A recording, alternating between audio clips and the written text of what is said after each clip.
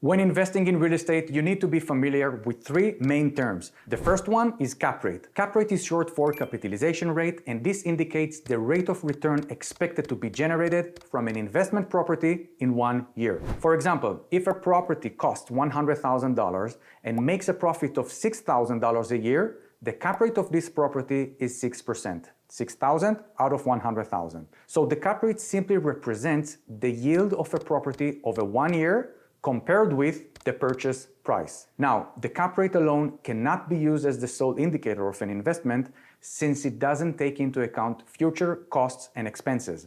So we also need to know the next two metrics. By the way, metric just means measurement. So the next key metric is cash on cash. Cash on cash measures the income earned on the actual cash invested in a property. So let's say we invested $100,000 in a property, and when we sold that property, we made a total profit of $20,000. In that case, the cash we got on the cash we invested is 20%. 20,000 out of the 100,000 we invested is 20%. Cash on cash simply measures the return based on the actual cash invested. Now, let's say you're checking an investment opportunity that offers you 30% cash on cash. That's not bad, but what if the project is 10 years long?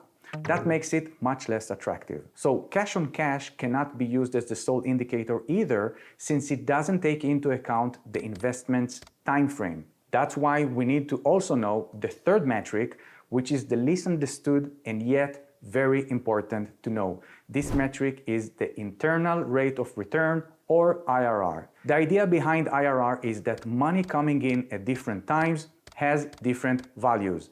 The $100 you can get today has a higher value than if you got it in 2 years from now. The idea is that now is better than later. So IRR is a way of calculating the efficiency of an investment. It takes into account the cash flow that's coming in at different times throughout the investment. Let's say you invested $100,000 and 5 years later you get your money back plus $50,000 in profits. Now let's take the same scenario, but instead of getting your profit after 5 years, you get $10,000 every year for 5 years. In both cases, you made $50,000 in profit and both have the same 50% cash on cash. But the IRR will be different since the cash flow came in at different times. The main thing to know about IRR is that it indicates the efficiency of the investment and it's affected by the different times you receive cash back.